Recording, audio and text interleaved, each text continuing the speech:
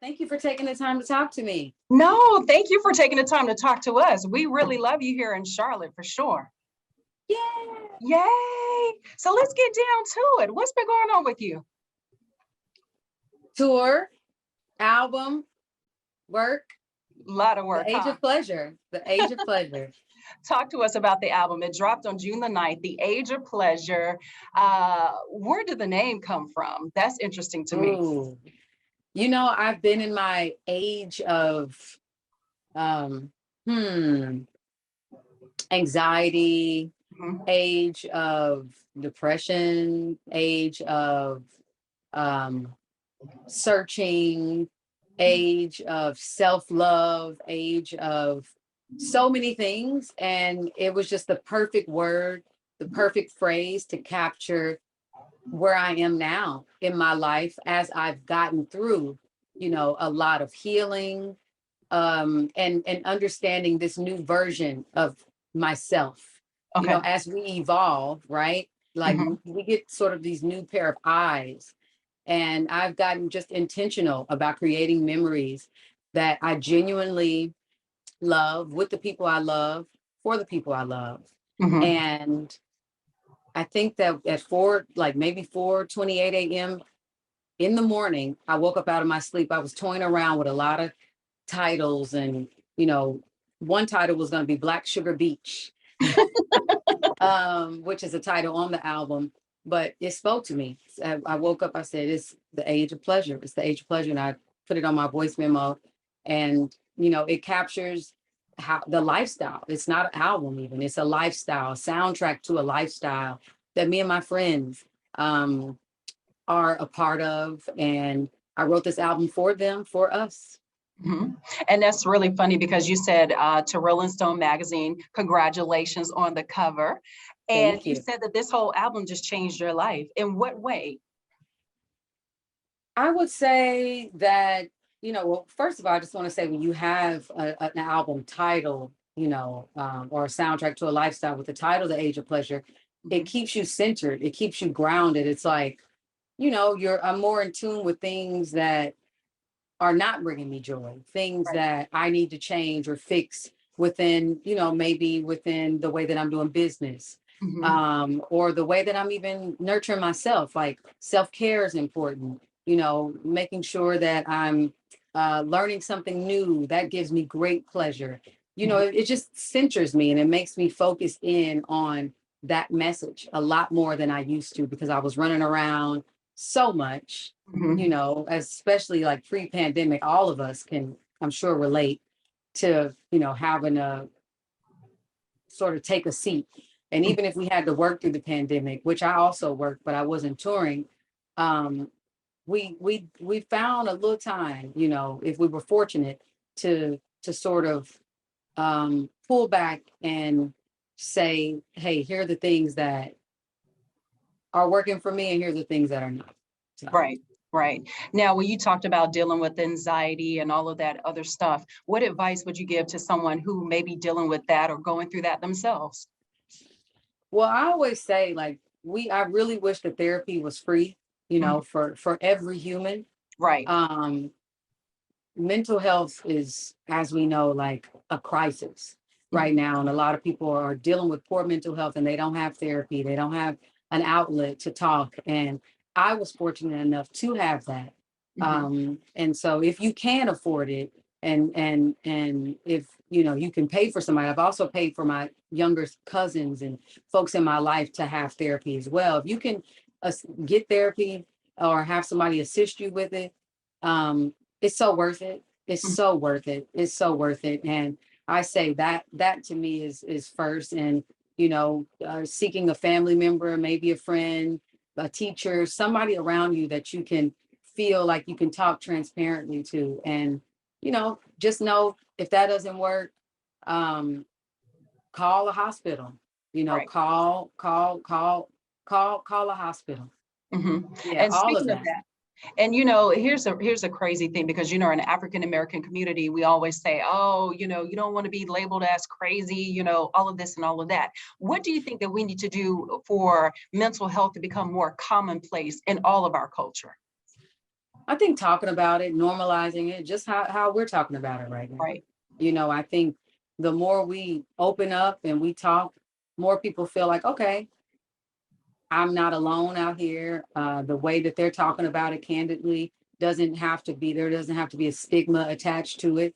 Like Mhm. it's quite normal to feel crazy in your Right. body. And I Mhm. think not being able to let it out only exacerbates that, only makes it worse. So I Mhm. think, just with anything, it's just like if you're making food and your pot is overboiling, it's gonna drip out into the fire, which Got the can same. cause a bigger fire. And because, go onto the counter, people slipping and sliding on the food on the floor, like it can cause a bigger mess if Mhm. you don't, if you're not able to control the way in which things are spilling over in your heart and in your mind. Right. And we're so glad for this album, The Pleasure, The Age of Pleasure. You had some heavy hitters that were helping you produce this. Of course, you have, let me see, Nate Wonder, Chuck Yeah. Lightning, Diddy, and yourself. Did you have a blueprint of where you wanted this album to go when you were working on it? Yeah, I mean, they executive produced with me with my label Wonderland, Mhm. and I had an opportunity to work with Nate on the music side as well. We did pretty much all my albums together, and I worked with DJ Nana Kwebana and as well as Sensei Bueno. But yes, I had, in mind as a producer myself, I knew that I wanted to bring in terms of the features, on the project, which I'm so excited about. I knew that I wanted to bring other outliers, other people that brought me great pleasure if I'm at a party and listening to them, like Sister Nancy, who is a Jamaican, queen. You can't go anywhere without hearing Bom Bom, um, Grace Jones, the Mhm. legendary Grace Jones is on this project, Nia Long, Oh, wow. um, Patra, CK, whose music I love. This is a love letter to the diaspora. We have Amare, we have Dochi, who is my girl. We have a song called Phenomenal. Sheung Kuti, who is Fela Kuti's son. Mhm. For me, as I was making this project, I made it with friends, and that was really the most important thing. Like I had to feel authentic to my life and to our experiences. And we were having parties, creating music for those parties. I wouldn't even tell people sometimes if it was me playing. And so a lot of the songs that you're hearing are a result of like playing them at parties and people being like, yo, who is this? Trying to Shazam and all that. So, this album was for me and for my friends. And I'm just so thankful um, that I'm getting an opportunity to tour it as well. Well, how would you describe the vibe of this album? I don't know. Have you listened to it? How would you I describe did. it? I actually like it. Like you said, when you first came out with Float, I was like, okay, I'm liking that. And then Yeah. when you came out with Lipstick Lover, of course, it is right now #3 and it's climbing. And I was like, Yeah. okay, that's awesome. For us, why do you think that resonates with so many of your listeners? One, I just want to say thank you to every program director. Thank you to every DJ. Thank you to just the people who are connecting Mhm. with the music. I think it just comes again. I think not just myself, but we're just in a space where we're focused on the feeling, what feels good. And Mhm. honestly, I just have to objectively say, I think those songs feel good. They Right. feel good. I mean, of course, you hear, the reggae, again, uh, diasporic, Pan-African sort of influence of our Mhm. Blackness and the things that we love and the things that make us think about vacation. That's what I feel when I listen to the song. Like I think about vacation, I think about being in love, I think about a crush, I think about um just being poolside. If I can't get poolside, like that song transports me poolside. It makes me think about somebody I'm attracted to. And these are just things that we as human beings, I think, all want to feel and get a rush from and just feel good to us. And that's what I wanted to do with this album, with my music, is to come from a very authentic place that feels good. It feels good. Yeah, definitely. It does feel good. And we watched you grow from when you first came out with the shiny shoes and the suits and the French bun. It was like, okay, Yeah. Janelle, now Yeah. you are definitely shocking people, honey. You're like, whoo, let it all out. Is this the person that you always envisioned yourself being? Or was there Yes, something that absolutely. sparked it? Okay. Nope, this has always been the dream. Okay. And a lot of my music, talked about this version of myself and wanting to protect that version of myself. I think I didn't always feel safe within Mhm. our industry, within the world, to be my authentic self. I didn't feel safe. And I think Mhm. my friends who I felt safe with they got an opportunity to see this side of me.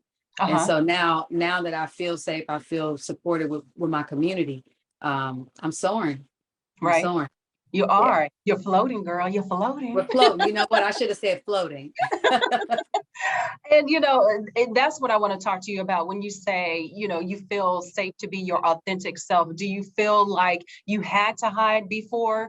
Do you feel like, maybe people were putting you in a box before? I think starts with me. It starts with myself. I think that as I grew, I got more comfortable expressing who I was, and I never rushed that process. Okay. So I think that's the thing that people, I mean, growing up, like I grew up when I put out my first project, like I was still growing and discovering who I was and discovering, what I liked, what I didn't like, or how I wanted to dress, how I didn't want to dress, how I wanted to express myself. Right. And I think that's just it, just like any other person. Imagine somebody walking around with cameras on you for 10 plus years. Right. We're gonna see your evolution, we're gonna see your growth. And that's what I think people are witnessing. But it's always been in my nature to be authentic to who I am at that time. Hmm. Do you see yourself as a mentor for the younger generation and also for upcoming artists as well? I think that, my life experience is my life experience. Hmm. And I don't ever want anybody to feel like I'm telling you to follow me or do. I think you should follow you. I Hmm. think that I am a example of someone that you can be inspired by, but I'm not the example, the only example. I think there are a lot of amazing people who are living their lives and walking in their truths, and that's what I honor. And I think that one of the things that I do want to promote is self-love, Yes. and also promoting, even if people are uncomfortable with what makes you unique, still Mhm. loving yourself. How you feel about you is one of the most important things that I can say and instill in you. Because how I feel about me, as y'all can see, as y'all can see, If it's one hashtag that would describe where you are right now or embodies you, what would it be? free ass motherfucker. Hashtag. Why? Why would that be your hashtag? Or why is that your hashtag? You don't feel like it fits me? It does. It does. You are definitely free. You're definitely, Okay. living your own rights and, just, I guess you're coming into your own. And that's the beautiful thing about watching you grow. Like I said, we watched you come out on the scene the way you were. And now it's like, hey, no holds bars. I'm living my life out loud and I don't care what you think or who sees it. And that's a great place to be in. That's a Well, we really, just really don't. great place to be in. You know what? I'm gonna leave it right there. You're gonna leave it right there. Now you're coming to Charlotte. As a matter of fact, October the 2nd, at the Scholar Credit Union Amphitheater. It is the tour, your actual tour. It is let me make sure I get it right, the Age of Pleasure tour. Talk to us Yes. about who's on the tour and who you bringing with you. Ooh, well, I haven't announced who I'm bringing with me, but some really like incredible performers. It's going to be an experience. Okay. Most importantly, I can't wait for the fam. I like to call because they're free ass motherfuckers too. And fam is the acronym for who we are. But I Uh-huh. can't wait for them to meet each other. I will tell you the music over the years, like watching the types of people that come to our shows, it's Mhm. just a beautiful thing to see. Like from all different walks of life, people are so loving, so caring, um, to one another. Like people have full out got married as a result of meeting at, a concert. And it's like it's our church. It's our own church. And I love that. And I love that it's rooted in love, it's rooted in celebration, is rooted in acceptance and all things that are great. Right. So what's the one thing you want your fans, listeners, everyone to know when they meet you and they walk away from that experience? What's the one thing you want them to carry with them? Take care of each other. Hmm. No Take doubt. care of one another. I love it. All right, Janelle Monae, we'll see you October the 2nd in the Queen City, Miss Lady. See you, my love. Thank you so Thank much for your you. support and time. Take No care. doubt. Take care.